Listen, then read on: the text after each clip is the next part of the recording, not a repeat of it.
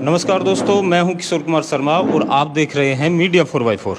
दोस्तों, अभी हमारे जो कार्यक्रम चल रहा है चुनावी मरोड़, उसके अंदर आज के जो हमारे अतिथि हैं जैसलमेर के वर्तमान विधायक छोटू सिंह जी भाटी साहब मौजूद है। इनसे जानेंगे जो वर्तमान में उथल पुथल मची हुई है इसके ऊपर इनकी क्या राय है और इनका जो राजनीतिक सफ़र है वो कैसा चल रहा है। पूरी रिपोर्ट तैयार करेंगे। इनसे आप रिलेटेड हैं तो वीडियो को शेयर ज़रूर करें, नए हैं तो हमारे चैनल को ज़रूर सब्सक्राइब करें। धन्यवाद। भाटी साहब, आपका बहुत बहुत स्वागत है हमारे चैनल के ऊपर। Thank you. भाटी जी, चूरू से चलकर आए हैं मात्र 2-4 क्वेश्चन के लिए। सबसे पहला क्वेश्चन आपसे मैं यही करना चाहूँगा कि आपका जो राजनीतिक सफ़र है वो कैसा चल रहा है वर्तमान के अंदर। देखो, तो पहले तो आप जब चूरू से जैसलमेर आए हो तो आपका वेलकम है, आपका स्वागत है। दूसरी बात राजनीतिक सफ़र की कही तो राजनीतिक तो मैं 2008 से लगातार सफ़र में हूँ। 8 से करके 18 तक तो रेगुलर में एमएलए रहा। बीच में कुछ पीरियड में मैं नहीं रहा, 5 साल। मेरे स्वास्थ्य के वजह से देखो, किसी भी तरीके से सोचो। फिर वापिस जनता ने मुझे आशीर्वाद दिया और उस आशीर्वाद से मैं आज एमएलए बन के उनकी खिदमत में लगातार लगा हुआ हूँ। भाटी साहब, जीत का बड़ा कारण आप क्या मानते हैं? विधानसभा का चुनाव आपने जीता है बड़े अंतर से, बड़ा कारण आप लोगों में, क्योंकि पहले कोई और विधायक थे, अब वर्तमान में आप हैं, तो बड़ा कारण आप क्या मानते हैं? देखो, मैंने 10 साल आम जनता की सेवा की है। मैं तो ये समझता हूँ कि जनता ने मेरे पे विश्वास किया है, मेरे पे सोच किया है कि 10 साल का कार्यकाल मेरा उन्होंने देखा। बीच में पीरियड में कुछ वजह से मुझे टिकट नहीं मिली और फिर मुझे 23 में मिली और जनता का आशीर्वाद मिला, तो इतने बड़े अंतर से मुझे जिताया। तो उनके मन में मैं बाहर आ हूँ, मेरे पे विश्वास कायम कर रहे हैं और उस विश्वास में मैं खरा उतर के उनकी सेवा भी कर रहा हूँ। भाटी साहब, वर्तमान में विधानसभा के लेवल में जैसलमेर में आप किन बड़े कार्यों पर काम कर रहे हैं? एक्चुअली में सबसे बड़ी विकट अभी समस्या देखी जाए तो ये महीना बहुत बड़ा पानी की दिक्कत होती है, क्योंकि हमारे ये डेजर्ट है, ये सूखा देश है। यहाँ पानी का संचय भी करके रखते हैं, सोचते हैं कि आने वाला कल क्या होगा, इस प्रकार की सोच रहती है।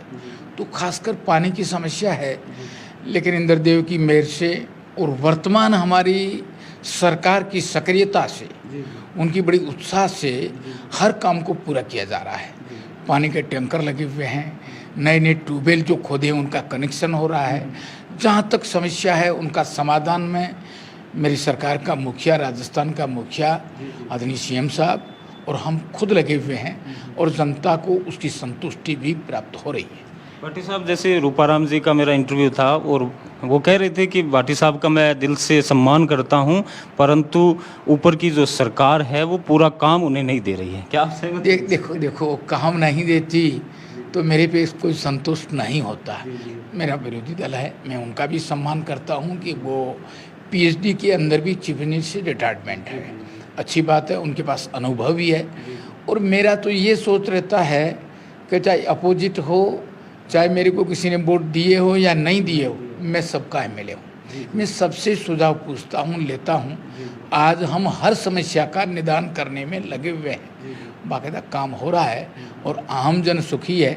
विशेषकर अभी पशुधन के लिए जो समस्या चारे पानी की आ रही है, वो गोशिवर खुल गए हैं, फतेहगढ़ में इधर खुले हैं, जैसलमेर में अभी नहीं खुले हैं, तो उसके लिए भी मैं आज ही अवगत उनको करा दूंगा, हो जाएगा।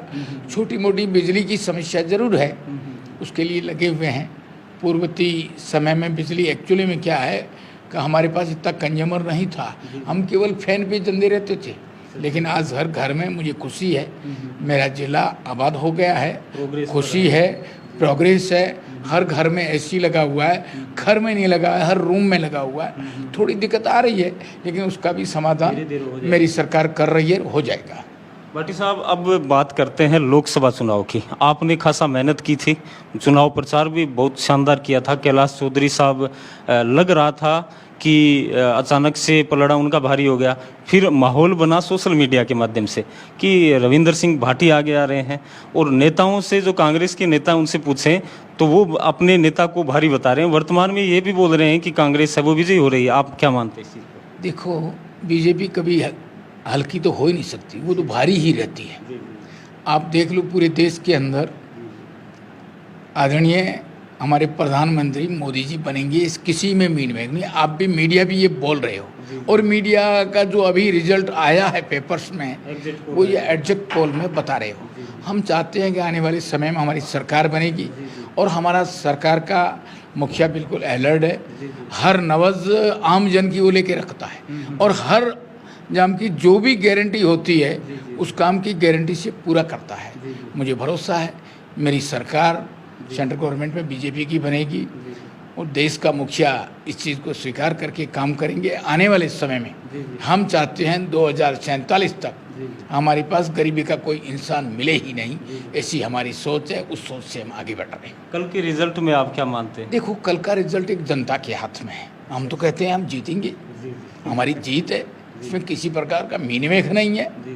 बिल्कुल जनता ने आशीर्वाद दिया, जब मेरे को आशीर्वाद दिया है तो उनको भी आशीर्वाद मिलेगा।